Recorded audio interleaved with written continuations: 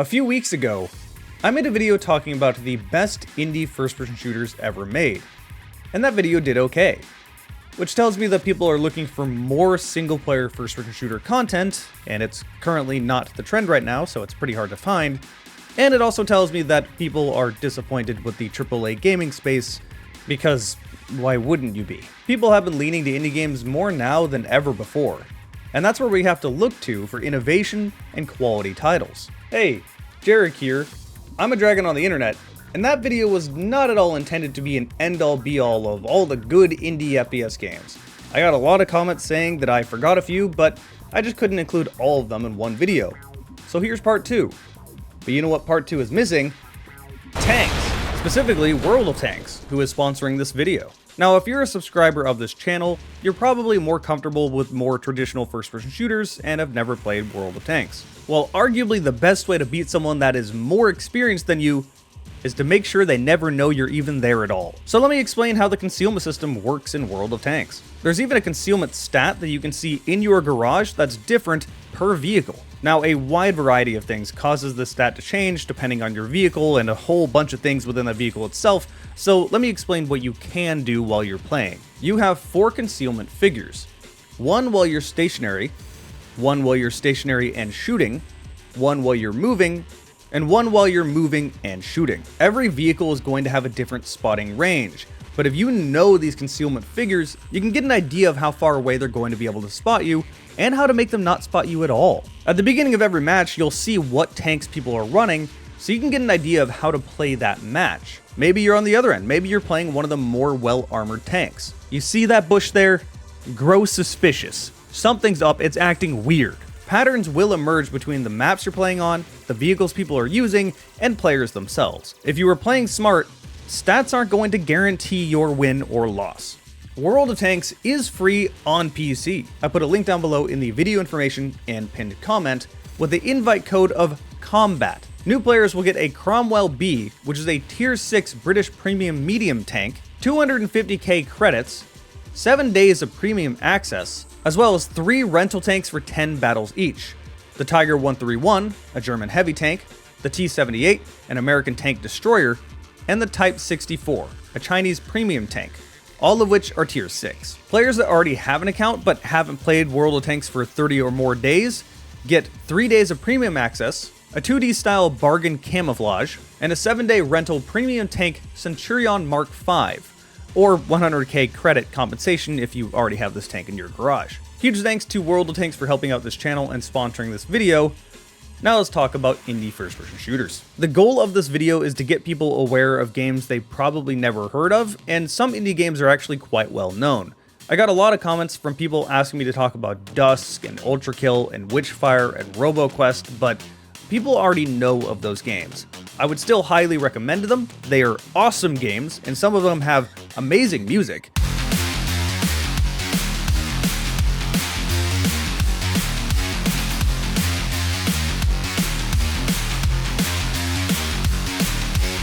But if they're already aware, I don't think that necessarily fits what I want in this video. Sulfur is a game I've been playing as of late, just without streaming, just off on my off time. This game is really good. Now, before you judge it for its art style, the thing that caught my attention while even watching videos of it and not even playing myself is that the gunplay looked really good. Like, yeah, the game's art style is cartoony, but those guns look feasible. And they feel nice. They sound punchy, there's good recoil, and the effect on target is satisfying. Okay, when I said the guns feel feasible, some of these do really get out there, and I kind of love them. I saw a 50 cal P90 style gun, which is also an H3VR, and that should tell you what the goal of this game is. Acre Crisis.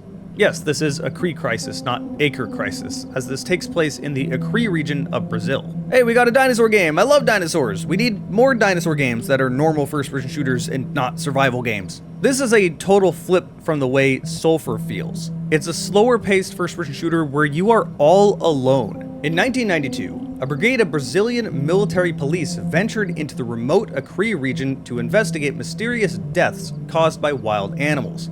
Upon arrival, the soldiers found themselves cornered and now must escape from the group of hungry dinosaurs. So as you could predict, your helicopter crashed and you are now stuck in a rainforest with a bunch of dinosaurs that want to kill you. The best way I can describe the gunplay is it's like if Jurassic Park Trespasser was actually playable. This game looks super janky when looking at the footage, but actually playing it, it feels fine. This is definitely not intended to give you the boomer shooter vibe, and I love this. I like more slower paced games. Now, I'll be the first to admit, this is not the best game I've ever played, but it is good enough for this video, and it's really unique, which is why I wanted to mention it. Trepang 2, everybody knows about this game. I'm only briefly mentioning it because if I don't, then everyone's gonna want me to mention it and say I forgot it, which I didn't. It's just already too well known to really fit here. That said, I love Fear, and if you want a game that's basically the spiritual sequel to Fear, go play Trepang 2 if you haven't already. Frogmonster.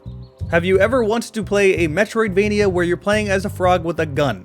No, I haven't either, but I love everything about this. This is such a weird, bizarre world. Turning the main character into a frog is oddly brilliant for a Metroidvania because one of the core staples of a Metroidvania is getting new abilities that will open up the map to access new areas. And it's a lot easier to give a frog new abilities than, well, a normal boring person. It also just lets you make a world that seems like you're on acid. This is such a bizarre thing to play, but I cannot recommend it enough. It is so interesting. Speaking of interesting, Devilated. I cannot tell if the dev behind Devilated thinks being an edgy teenager is cool or if that's just their humor and they're self-aware. I'm leaning towards the self-aware bit because this game is obnoxiously fun. It is a combination of so many different genres. It's a combination of traditional boomer shooter with movement shooter with looter shooter. You get new abilities and new guns the entire time you're playing through the game. Every single new unique area has a new unique boss. And I promise you, it is much easier to follow the visual diarrhea when you're playing it compared to when you're watching it. There's so much happening on screen. Bizarre game, weird game. I love this. Maximum Action is a game that lives up to its title. The whole concept behind Maximum Action is, what if a John Woo movie got turned into a first-person shooter? Every single gunfire you get into, there's particles flying everywhere, you jumping all over the place, enemies ragdolling all over the place, and the guns are just very satisfying. There's actually not a whole lot to say about Maximum Action. It's true to its word, it does what it wants to do, and it's very fun. Metal Garden is the total opposite of Maximum Action. This is a game about immersion, and it's not afraid to leave you alone with your own thoughts.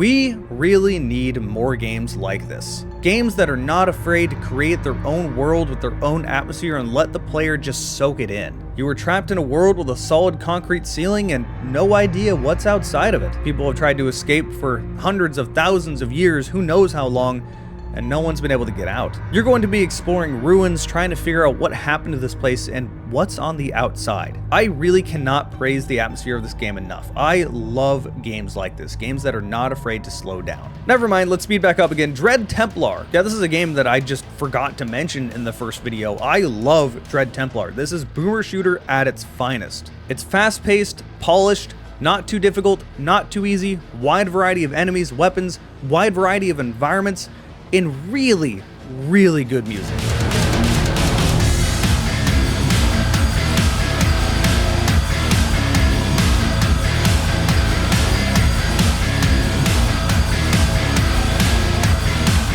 Cromwell is another one of those games where you kick open doors and kill enemies as fast as you can. This has become a subgenre on its own, and every single one of these games feel totally unique from each other. I mentioned Angerfoot and Mullet Madjack in the previous video, and now we have this one. The gunplay in this feels a little bit more grounded than the other ones. Guns feel punchy, enemies ragdoll, but you still get upgrades like getting an upgrade when you kick people out windows. Oh, and the art style is inspired a bit by Blood, if you haven't noticed. This game also has fantastic music.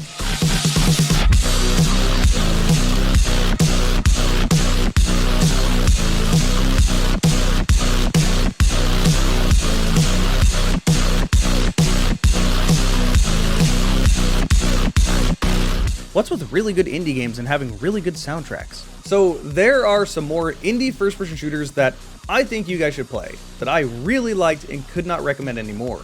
These are better than most AAA first-person shooters nowadays. Huge thanks to World of Tanks. If you want to try out World of Tanks for yourself, again, it is free. Check that link down below in the video information and pinned comment. Also, a huge thanks to these people. They are my YouTube members. They get to see my videos early and pay a bit of my bills. Seriously, thank you guys so much. Without you guys, I can't do what I am doing.